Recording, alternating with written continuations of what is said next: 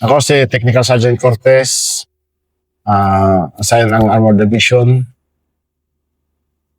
Itutuloy ko yung experience ko dun sa mga encounter na sa lugar ng parte ng Mita. Doon ako nakaka-experience na pagkatapos ng naging habit ng sundalo, pagkatapos ng encounter at cleared na doon sa lugar, cleared pa sa lugar, doon ko na parang nakakatuwa na naka-mindsetting pa rin ang sundalo na kahit wala siyang communication doon sa kasamahan niya kasi hindi pa naman uso ang cellphone nung araw eh. Ang ano lang doon, ginagamit lang namin yung radyo lang. Ngayon, itong dalawang kasamahan namin na senior, medyo napalayo sila doon sa lugar. Meron nakapagsabi na na may kalaban pa na nandun na dalawa. Ang ginawa ngayon, inaan nila na puputukan. Nung pinutukan ng isang putok, biglang nagtago yung dalawa. Tapos sabi ng kasamahan namin, bilangin yung tropa, kaya baka kulang. Kaya ang doon, nagbilang sila, so ilan ng tropa. Kung kaninong tropa doon, wala ng kalaban, bakit meron pa dalawa doon na armado? Nung binilang yung tropa, hindi man nila na kung may nawawala o kulang. Basta ang alam nila, puro kompleto ang report. Ngayon, yung dalawa na nandun na pinutukan, na nagtago, unti-unti silang lumabas na binaba yung baril at nagja-jumping jack sila. Ngayon, nung sisilipin ng kasamahan namin, kilala niya yung tropa namin. Kaya, doon ko nalaman na pwede pala magiging parang nakakatawa ba na parang yun ang palatandaan na isang military pala siya kasi marunong siya mag-jumping jack. Kaya sabi ko kaya nung kinikwento ko rin ito dun sa mga tropa namin na nakakakwentuhan ko na importante talaga yung komunikasyon na ganun kahalaga na dapat sana yung bawat military may individual na ganun na sa mga equipment na sa communication na kahit maglayo-layo sila, mayroon silang mga communication kagad na direct. Yan, panahon naman natin, Master, 3310 pa. Maalala ko pa yung Nokia. Yung mga safeguard, sir, na cellphone. Safeguard na, sir. Wala pa namang smartphone. Alcatel. Wala pa naman nun yun. Tapos kung wala kang load, hindi ka makakatawag, sir, kasi hindi ka rin makaka-receive. Oo, wala pa. Yung load nun, yung nakagano, yung card pa na binubura-bura mo. 300 load. Load for 1 month. Pero Master, yung kasi sa amin, natapos kami na Abubakar, pero kayo parang napabakbak ba kayo pagkatapos na Abubakar? Oo, sir. Pagkatapos ng Abubakar, sir, meron pa, sir, pumutok ulit doon sa sir, sa parte ng Mita yun, sir. Kasi dyan talaga makita mo yung sundalo. Kasi doon pa, sir, yung yung hindi ko matatanda, sir, nagkakamali ako, yung tropa namin na nakandak ng, sir, na checkpoint. Sige, Yung sa Tomek. O yung namatay, sir, na tropa namin. Sige, Master. Yung parang sa Intel yata yun, sir. Yun na yung naano ko lang doon, sir, na gano'n. Na-checkpoint siya? Na-checkpoint sila, sir. Halos tapos na yung Abubakar naman yung time na yun, sir. Yung nga, ikwento mo. Kasi ito ay honor natin sa mga may ilan tayong mga kabaro talaga na na-checkpoint at pinatay talaga. Oo, sir. So, Ang pagkano kasi doon, sir, yung 3 yata sila, sir, namatay doon. Na nasa tropa namin dati, sir. Na checkpoint. Galing sila ng sir, General Santos, sir. Nung papasok sila doon, ayon doon sa salin-salin na kwento nila, sir, makikwento ko na lang, na Galing sila sir sa galing sila doon sa General Santos sir. Habang naglalakbay sila na napadaan na sila sir sa Isulan na Esperanza na may nagsabi sa kanila na wag na silang tutuloy. Nagpilit pa rin yung isang natin doon na tutuloy kasi kilala niyo nandun. Hindi man nila alam na gano'n ang mangyayari na na-checkpoint sila. Nung na-checkpoint sila, nabalitaan na lang na yung nangyari sa kanila. Doon sa highway ng Doon kamatayan. sa highway ng doon sila Napakadaming buhay yung nawala dyan sa... doon sa lugar na yun sa pinakamaraming buhay talaga na nangyayari. Kaya isa pa rin pinakamaswerte yung unit talaga sir na naging unit ko dahil sir yung 21st Mechanized Company sir. Halos talaga lahat ng encounter na yon. Mayroon mamawan din sir, karamihan lang sa daliri sir. Yun lang sir yung nasa labas na sir, yung biglang putok, doon pa lang sir na kasi wala doon sa vehicle. Pero pagdating sa vehicle sir, wala akong na disgrasya tropa namin sir. Ganun sila anong tawag nito, parang yung sa experience nila sir, halos parang na-perfect na nila sir yung mga mangyayari sir na encounter. Halos doon sa laging practice na ginagawa sir. At pag-prepare doon sa mga kagamitan sir na sa serviceability sir ng mga equipment sir. Kasi swerte nyo dahil halos lahat ng unit dyan nalagasan. Oo sir, halos din siguro sa pamumuno din sir sa disiplina ng tropa sir. Yun ang nakikita ko sir na sir, isa doon sir yung sa coaching and mentoring ng naumuno sir. Yung nabibigyan niya yung moral ng tropa sir na kahit gaano kahirap na encounter, na kahit nasa encounter ka sir, mabibisita ka lang ng batalyon commander mo sir nandun sa encounter. Nung time na yun sir, yung batalyon commander namin, pag may encounter sir, may daradalang hambiyan sir. Nandun yung mga pangpahimron ng tropa sir. Mga soft drinks, ganun sir. Kasi hindi ka man nakakabili ng soft drinks sir. Doon sa encounter. Mababaw. Halos yung iinumin mo lang sa totoo lang sir, yung tubig ulan lang doon sir. Kasi iinom ka doon sa gripo nila sir, baka mamaya may lason. Kaya yun din iniingatan ng tropa sir. Kaya ang karamihan pag umulan, swerte ka na sir kasi makasahod ka ng pang-inom mo eh. Safety pa yun sir na na walang doon sa sa kalaban. Grabe yung... Na grabing ingat talaga sir. Sa armor kasi sir, may daladalang tubig, yung mga galon. Kaya halos karamihan din sir ng takbo na ibang unit pagka sa armor din lahat sir eh. Kasi siya lang yung may sakyan kasi sir na pwedeng magkarga ng mga pagkain at saka inumin sir. Kailangan ng tropa. Pero master, pagkatapos tong Abubakar mo, may kasunod pa eh. Ano yung hindi mo ulit makalimutan na, kasi sunod-sunod atin kasi... Sa sir, ang hindi ko makakalimutan sir, doon sa sir, yung pag-checkpoint ng bus ng Wina sir, yung lahat na nandun na pasahero na pag-reinforce namin sir, doon, halos madaling araw pa yun sir na checkpoint yun. Hindi ko magkakamali sir, yung oras na yun na pag-reinforce namin is alas 6 ng ng umaga sir. Halos magbubukang liwayway pa lang yun sir na nag-reinforce kami doon. Galing pa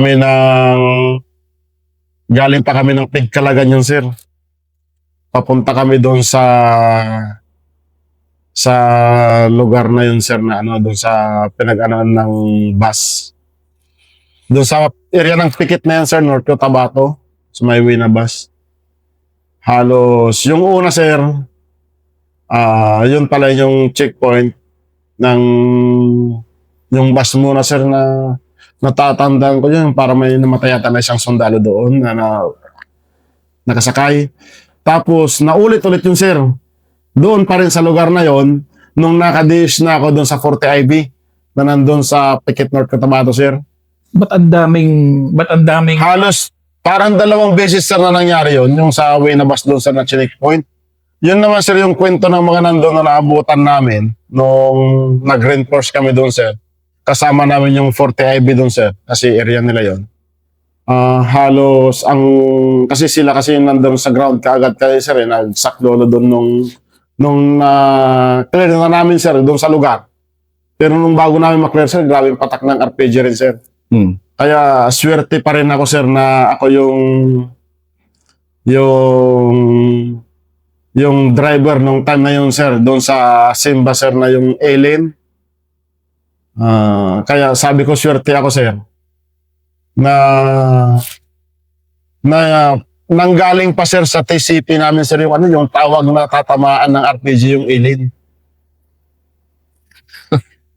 Na tatamaan sir yun kasi sir sila kasi nagmo-monitor sa amin sir kasi magkalapit lang sir kasi yung radyo namin sir maririnig naman kasi sir na alien umatras ka tatamaan ka ng RPG, yun ang binabanggit sir. Kaya yung sabing atras sir, pag apat ko ng brake, tapos saka ako, kasi nag-jacking ako nun, natras ko ng todo sir, eksakto sa harapan talaga sir na sumabog yung granada. Kaya sabi ko, swerte pa rin ako yung mga sitwasyon na yun sir. Kaya yung laking pasalamat ko sa Panginoon na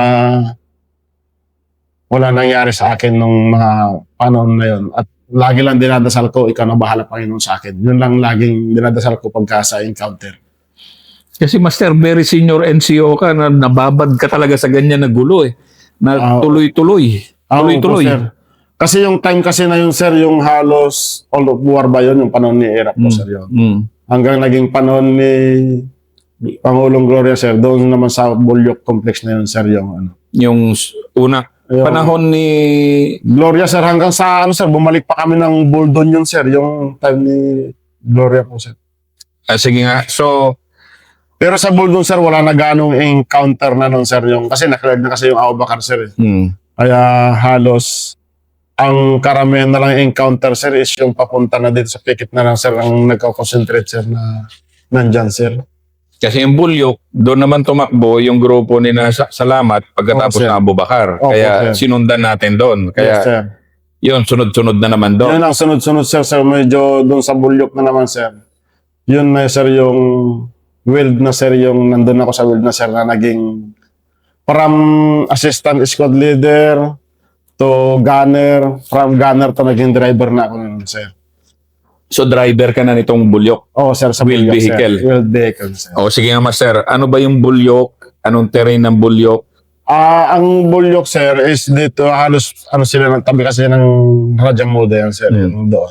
Halos yung terrain niya doon sir is siya na mga puno ng nyug sir, tapos maputik din, madulas yung daanan sir, yung dadaanan mo sir is parang yung Simba sir is nag-i-slide yung sir, yung gulong. Na pagka habang pumuputok yung sir, makikita mo talaga yung nibelo mo sir na pag sir na nag-i-slide sir yung pwet niya sir. Gaano ba kahirap Master yung maging drive? Hindi pa ako nakadrive ng wheel. Sir, ang mahirap talaga sir sa driver sir, lalo dun sa Simba sir, pagka ganun na masikip pa yung daanan sir, tapos medyo may kaputikan sir. Hindi ka rin basta-basta na inaabante kasi sir pag hindi siya dinaanan sir yung dadaanan mo sir Ganun ba? Opo sir, kasi may limited lang kasi yung Simba natin sir. Na kahit may four-wheel drive siya sir, hindi rin kasi basta-basta sir na isusuong mo lang siya papapasok sir. Hindi agaya ng mga truck sir na kahit anong terrain sir, hanggat kaya yung sir akyatin. Pwede siya sir. Yung Simba kasi sir, may limited lang sa sir na Pero yung Bulyok Master, kumpara sa mga nadaanan mo, Abubakar, Narciso Ramos, ano naman yung Bulyok? Bakit hindi mo rin makalimutan yung Bulyok? Halos kasi dyan na rin ako, na-days kasi sa 40 IB kami sa batalyon. Halos pabalik-balik na lang sir, matatapos yung kalaban, mga ilang babalik na naman. Parang yan na sir yung parang kung tutusin, kung sa sundalo, yan na yung R&R nila sir Yan dati, nung natapos na yung Abubakar. Halos pabalik-balik na sila doon. Pero noon, ibang-iba ka na rin noon. Talagang matured na matured ka na sa Matured na ako, sir, kasi halos doon sa experience naman, sir, na dinaanan ko, sir. Halos prepared talaga, sir, na sa kahit anong labanan, sir, na ano dyan. Kasi ang importante kasi nung naka-Mind City na ako doon, sir, ang tinuturo sa amin, pag alam mo yung kapabilidad ng sakyan mo, kapabilidad ng firearms mo, at alam mo yung kapabilidad ng kalaban mo, hindi ka matatalo sa labanan. Yun yung naka-Mind City sa Yun yung mindset ng armor talaga. Oo, sir. Kasi alam mo na nga kung alam yung hanggang saan yung bala ng kalaban mo, sir. Ba't ka pa lalapit, sir, doon sa kaya niya abutin ka? Eh, pwede maabot mo siya ng bala. Mm. Yun yung tinuturo sa amin, sir, ng NCO namin, sir. Kaya yun ang tinandaan ko kaagad, sir. Na pinaka-importante, sir. Dapat alam mo yung hanggang saan yung bala ng kalaban mo at hanggang saan naman yung bala mo makakaabot na effective rin, sir. Yun yung natanim sa isip ko agad, sir. Kasi lamang na lamang ka, sir, eh. Sabi, ang RPG lang na, sir, ilang meters lang yan. Eh, yung effectiveness ng bala ng 50, sir, is mas malayo, sir, kontra doon. Bakit pa natin kailangan ilapit? Tama. Oo. Bakit kailangan mo pang ididikit yung sasakyan mo, eh, kaya man abutin ng 50 mo? Gaano nyo kadali nakuha ang bulyok, Master? Dahil nung 98, ano pa lang kayo, nagpa-practice pa lang. Pero 2003, medyo na yan eh. Halos mabilis-bilis na lang, sir, pagkakuha. Sir, hindi ko sir, nasa 3 to 5 days yata, sir, nakuha na yung bulyok. Bulyok ka. Kasi biglang dumating yata ang presidente, sir, si Gloria, sir, kaya binilisan na rin, sir, yung pag-clear nun sa bulyok complex, sir. Kasi itatas yung matawat ng time doon. 2003 yun. Yun yung 2003, sir. Kaya nung 2003, sir, yun na yung pinaka-last ko doon, sir, sa parte ng Tikit North Cotabato. Mga after 2003, 2004, sir, na-relieve ako, sir, na-reassign ako. Papunta naman ako ng 3rd Mechanized Infantry Battalion. Dito. Opo, Tarlac. sir. Kaya doon sa 3rd Mechanized Infantry Battalion naman, sir, nung na-assign na ako dyan, halos yung experience ko sa Maguindanao na mga natutunan ko rin doon at saka experience ko sa 3rd Mechanized, halos nagsama na, sir, yung paano doon yung isa kang NCO, yung ang pagkakaiba lang, sir, is sir, doon kasi sa nanggalingan ko na unit, sir, yung knowledge na natutunan mo, dapat i-share mo doon sa junior mo. Kailangan naman talaga. Yun yung ginagawa, sir, na natutunan ko naman sa area ng Maguindanao, sir. Na sa detachment ka, kung ano yung natutunan mo, dapat yun din ang ituturo mo doon sa junior mo. Na yung, kumbaga, yung mga stock knowledge na nandun na sir, ituturo mo rin sa kanya, sir, yung dapat maturo. Para kahit saan mo ilagay yung isang NCO, sir, doon sa armor, kahit saan mo ilagay na vehicle yan, kahit saan mo ilagay na gunner, alam niya gawin, sir, kasi lahat in-experience niya, sir. Bago tayo pumunta dun sa experience mo nung ilang taon lang nakalipas, gaano ka-important siya yung katulad nito na eksperyensado ka, lalo na kung may mga kalaban ng mga dayuhan, kahit sino man na malakas, yung experience katulad mo, gaano ka-importansya yun? Importante yun, sir, kasi nakabuo na ng pundasyon doon, sir. Kahit may ibang bansa pa na sasakop sa atin, sir, at lulusob, handa pa rin natin paglaban yung bansa natin, sir. Yan yun nga, Master. Umalis ka ng 2004 doon, babalik ka rin, Bumalik Opo, ka sir. pa rin. Bumalik pa rin ako, sir. At kailan ka bumalik naman ng... Bumalik naman ako, sir, ng March 2015, sir. Sige nga. Kasi napabagbag ka na naman. Yung March 2015, dahil maraming junior, sir, na hindi nila ako naabutan noong kapanahonan namin doon, sir, sa Maguindanao. May mga kasi ibang armored, sir, na galing sa infantry na unit, sir, na hindi kami nag-meet doon, sir, yung time na yon. Akala nila bagong assign lang ako doon, sir. Kasi yung ibang senior, sir, hindi sila nagkikwento rin. Doon ko narinig yung yung isang kasamahan namin na junior ko. Na akala niya mas junior ako sa kanya, sir. Di hinahayaan ko lang, sir. Di noong nandun kami sa may Salvo, sir, yung cover court doon, sir.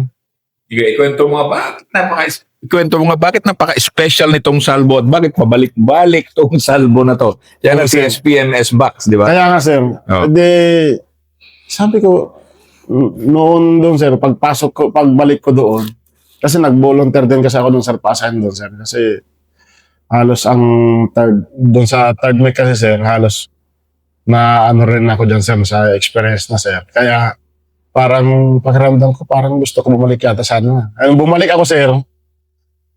Ibang unit naman ako, sir, sa 23rd Mechanized Infantry Company naman, sir. Mm.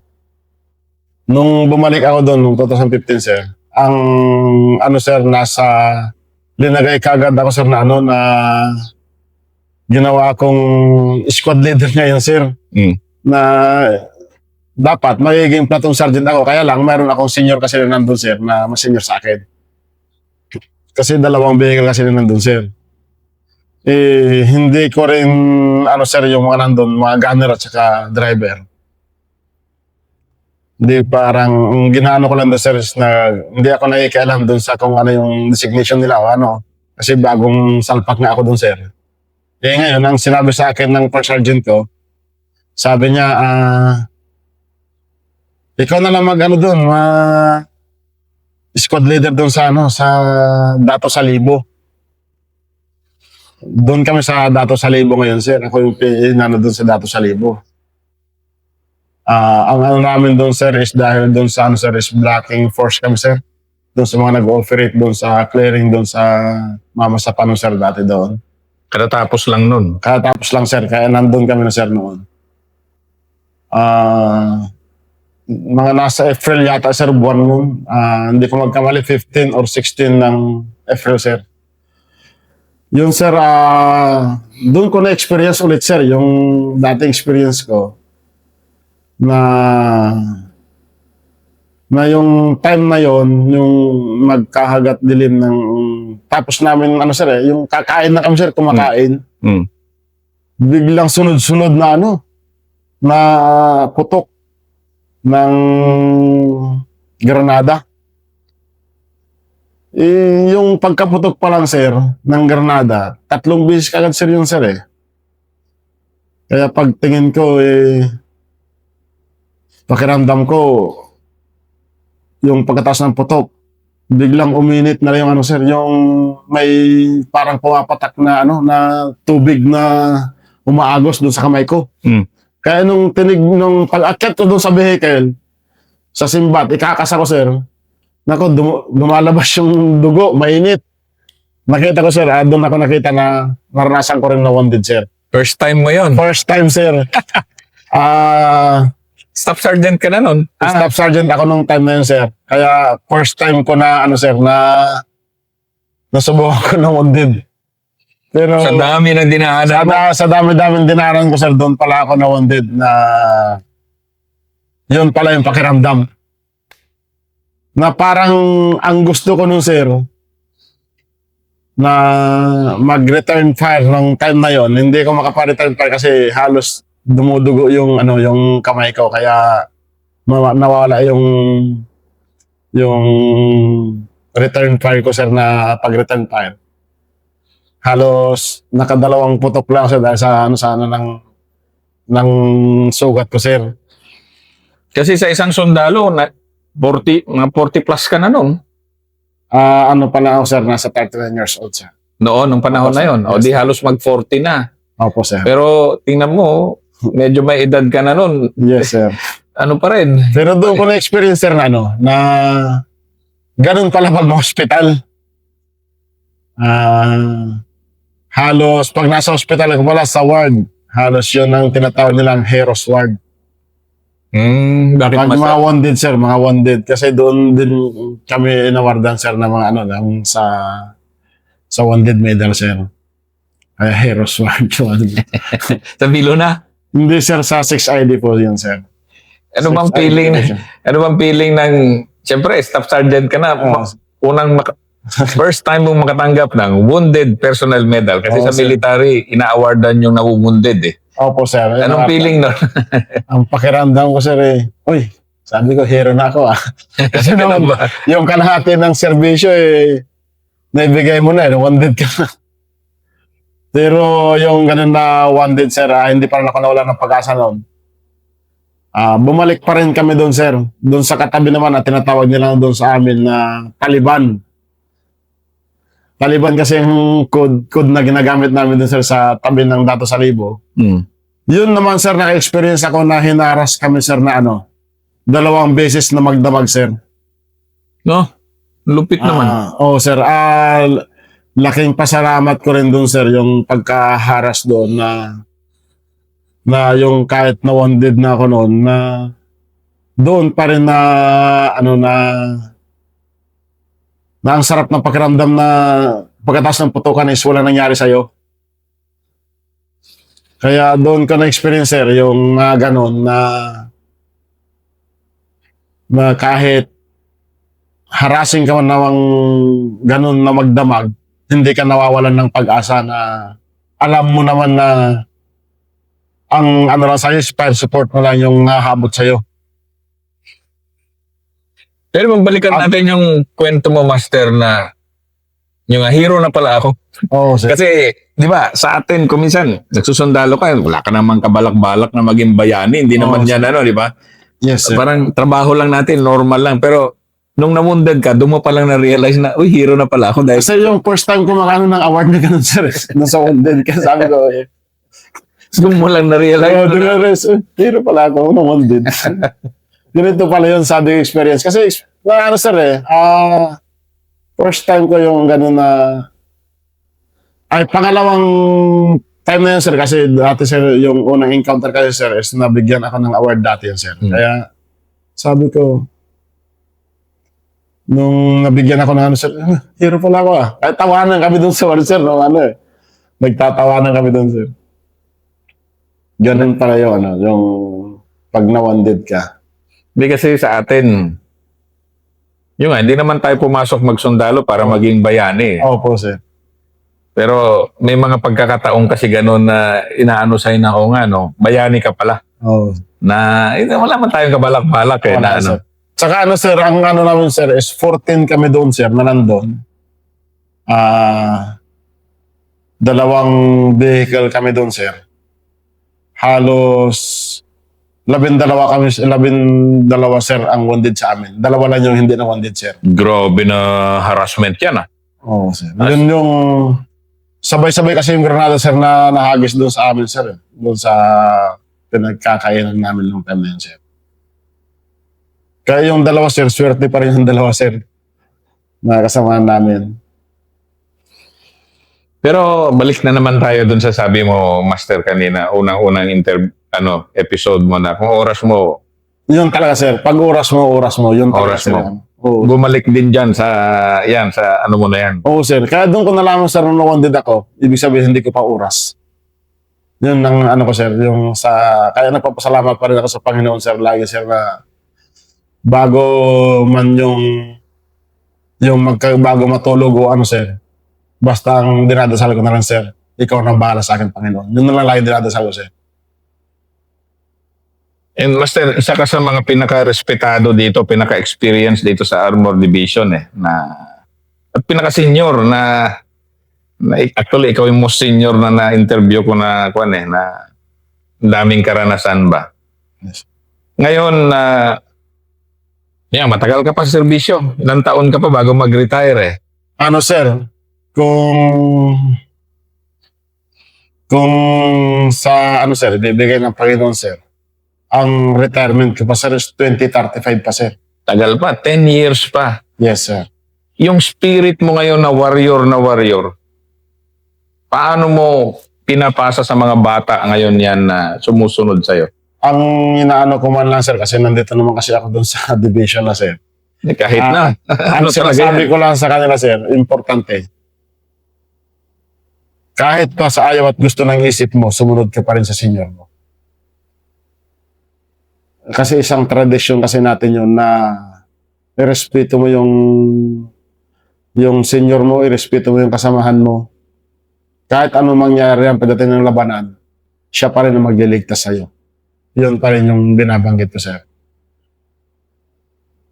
Importante kasi doon, sir, na nakikita ko yung sumunod lang, sir, yung kailangan doon. Hindi naman kailangan na kahit yung iba kasi, sir, sa experience nila na kunikwento, na narinig ko, marami silang junior na halos medyo matigas din ang ulo kasi dahil sa pinag-aralan niya, mas mataas yung pinag-aralan. Kaysa doon sa kagaya namin mga high school lang, sir. Na halos, kumbaga yung pride, yung hindi sa armed forces na yun. Pagka ganun, sir. Yung mindset mo, Master, ngayon, pagka-warrior mindset mo na, lalo na ngayon, iba na naman mundo.